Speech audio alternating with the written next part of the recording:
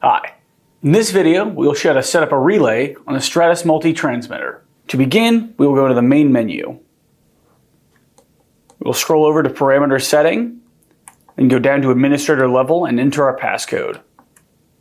From here, we will go to inputs, outputs, relay contacts. For this video, we will show the demonstration on contact K1. By default, it is set to off.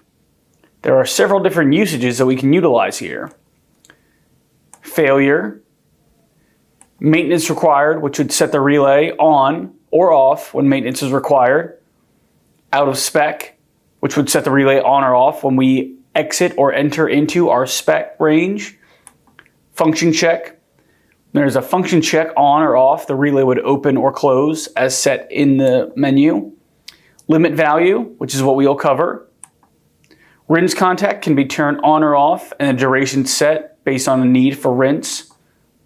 Rinse contact channel, if we have more than one relay being set up. Parameter set be active, if we're doing some kind of batch process, needed to change parameter set from the controller.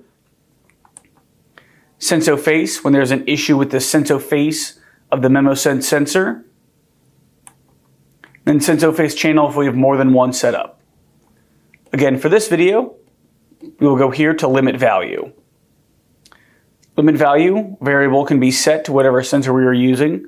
We have a pH sensor, so it is set to pH value. Our limit value can be adjusted here. For example, I can set to 7.5. The hysteresis can also be set.